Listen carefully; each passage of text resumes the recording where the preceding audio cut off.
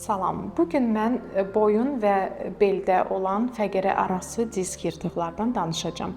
Belə müraciətlər çox olur. Bu çox ağrılı vəziyyətdir və son vaxtlar bu problemdən müraciətlər artıb. Mən bu videoda qısa olsa da bu yırtıqların haqqında məlumat vermək istərdim. Müalicəsi nədən ibarət olur? Ümumiyyətlə yırtıqlar özləri nədir və biz nə edə bilərik ki, bu ağrılı vəziyyət bizdə yaranmasın? Ümumiyyətlə fəqərə arası disklər nədir? Bizim onurğamız zəncir tipində bir strukturdur. O fəqərələrdən və fəqərə arası disklərdən ibarətdir. Fəqərə arası disklər qığırdaq tipli bir strukturdur. Onurğamıza düşən yükləmələri amortizasiya edir və onurğanın hərəkətliyinin təminində vacib bir rol oynayır. Müəyyən səbəblərdən həmin fəqərə arası disklər, onların qişası çat verə bilər, yəni onun tamlığı pozula bilər və möhtəviyyatı jel tipli möhtəviyyat xaricə çıxır və ətrafda keçən sinirləri sıxır. Əgər bu boyunda baş verirsə, o zaman ağrılar qollara, kürəyə, əllərə, barmaqlara yayıla bilər. Keyləşmə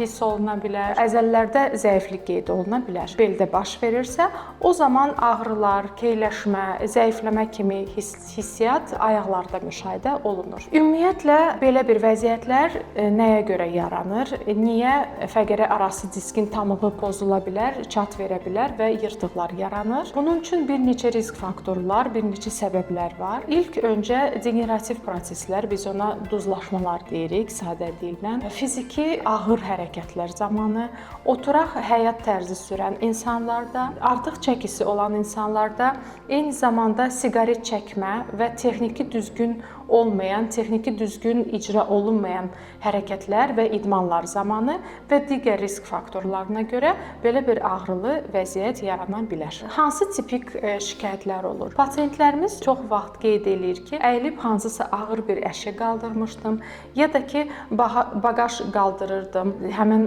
vaxtı beldə ağrı yarandı, boyunda ağrı yarandı.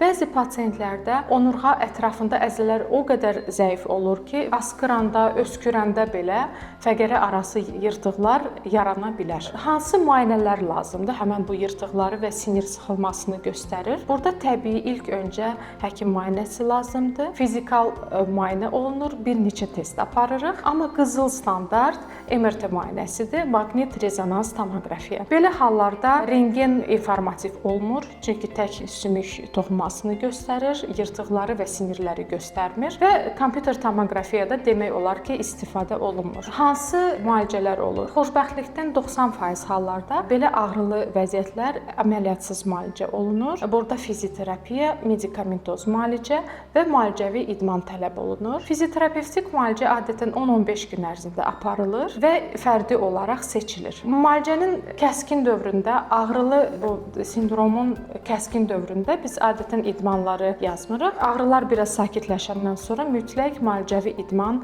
aparılır və bu idmanları siz bizim qospitalımızın saytından da götürə bilərsiniz. Nə vaxt çox ciddi bir problem yarana bilər və siz dayanmadan, gözləmədən həkimə müraciət eləməlisiniz. Bəzi vaxtlar beldə və boyunda ağrılar olanda, xronik bir halda olanda, bəzi pasientlər evdə hansısa bir ağrı kəsicini istifadə edirlər, hansısa plasterdən istifadə edirlər və gözləyirlər. Bəzi hallarda isə gözləmək olmaz. Mütləq həkimə müraciət eləmək lazımdır. Çünki belə bir şikayətlər, həmin bu şikayətlərin altında çox ciddi problemlər ola bilər. Dediyim kimi, hansı hallarda biz gözləmirik və mütləq dərhal həkimə müraciət etməliyik. Əgər ağrılar qollara yayılır, əgər siz keyləşməni, əzələ zəifliyini hiss edirsiniz, qollarda, əllərdə, barmaqlarda, əgər siz ayaqlarda zəiflik hiss edirsiniz, keyləşmə, ayağa vuran ağrılar varsa, siz artıq gözləmirsiniz və mütləq həkimə müraciət etməlisiniz və müayinədən keçməlisiniz. Hansı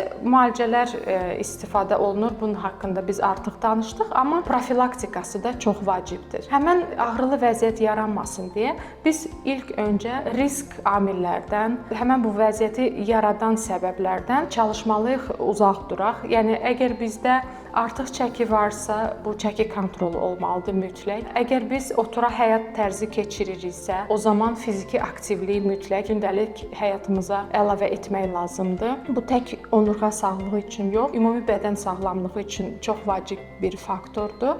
Eyni zamanda əgər işdə biz oturaq işdə çalışırıqsa, Hər 20-30 dəqiqədən bir durub biraz gəzməliyik. Gündəlik idman hərəkətləri eləməliyik. Mən ağır idmanlardan, trenajördə olan ağır idmanlardan ya da ki, futboldan, yəni bu kritik sportlardan danışmıram.